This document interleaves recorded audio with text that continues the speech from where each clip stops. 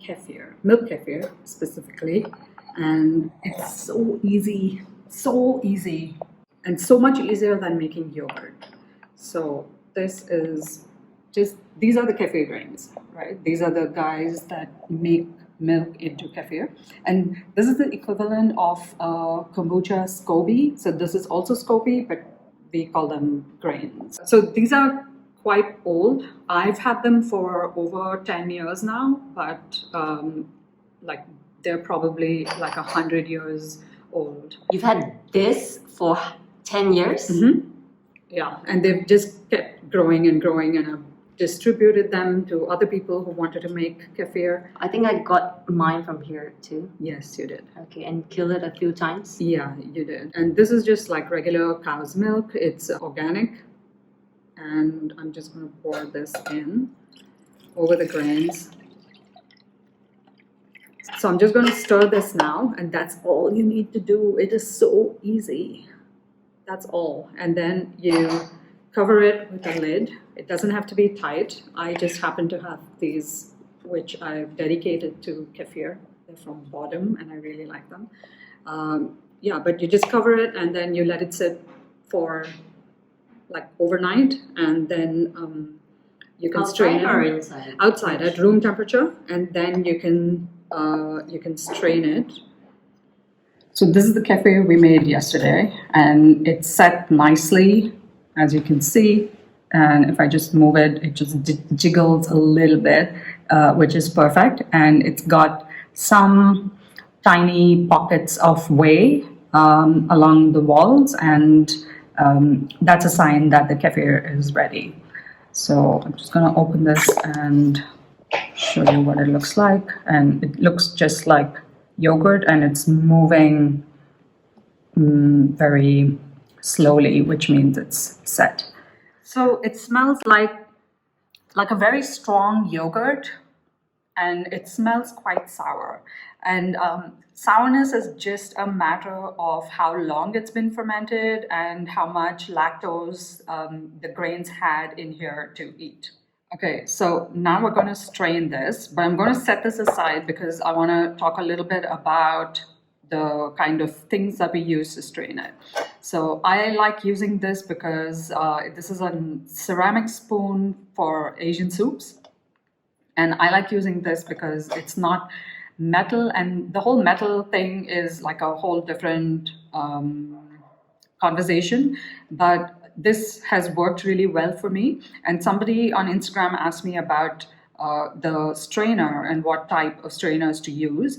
So I'm using this strainer. I know it looks like a crappy, plasticky, flimsy thing. Yeah, but what cheap. This works, yeah, it's very cheap actually. It cost me like 15 rupees. But why this works is because these type of strainers come in different like hole sizes. So if I bring this closer, and you can see what kind of holes there are. Yeah. So this is kind of like medium, I guess density, is that the word? For the holes. And the holes are big enough to let the kefir through, but not the grains themselves.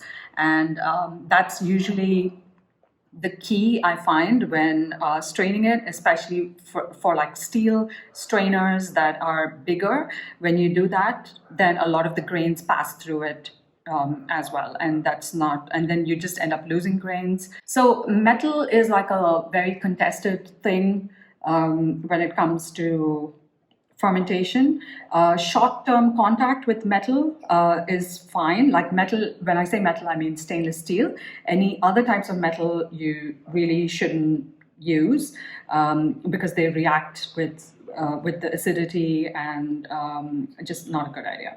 But for short-term contact, like straining, stirring, things like that, then stainless steel. So we'll strain this out now. I'm just gonna stir this, and you can see this nice cap of fat that it has on top.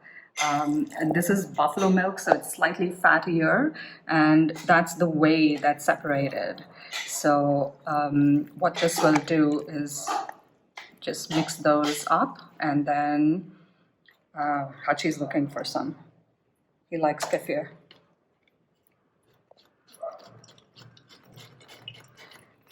And a lot of that will just mix up together when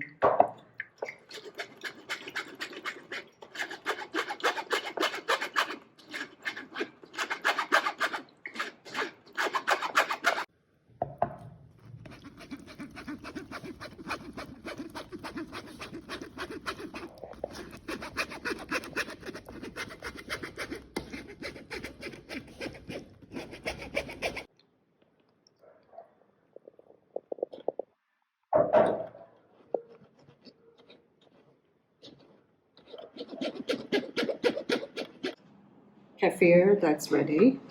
And when you stir it up, kind of becomes like a thick buttermilk or like a yogurt that's been blended up. And this is perfect in smoothies and all kinds of stuff. And also you can use some of this to culture a batch of kefir that doesn't need the grains.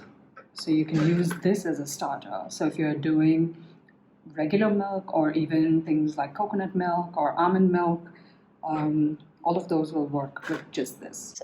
Yeah, it's not vegan, but if you're looking at like nutrition, this has like the most number of probiotics. So, and this is essentially what they do. Like they, in the lab, they isolate the grains, and the source is this.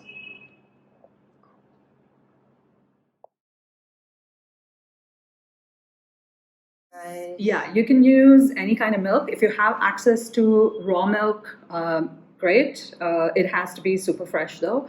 If you pasteurized, works really well. Just make sure your source of milk is good, preferably organic. You don't need to if it is pasteurized, but you can. You can boil it, but when you pour it into this is room temperature. So you can actually just pull your milk out of the fridge and then pour it into this. But you don't want to heat it up like we do with yogurt, because these grains are what we call mesophilic cultures, and that means that they like room temperature. They like a cooler environment, as opposed to yogurt, which likes a warmer environment, and that's why we also heat the milk up. And it's really good for you. It's got over like 55 different strains, up to 60, I think, different strains of probiotics. And the more strains you have, the more variety that you have in your probiotic strains, the better it is for your gut, because more microbes are always a good thing. Yes, you can. Dairy-based milks work better with milk kefir. So goat's milk works really well if you have access to that. Cow's milk, of course.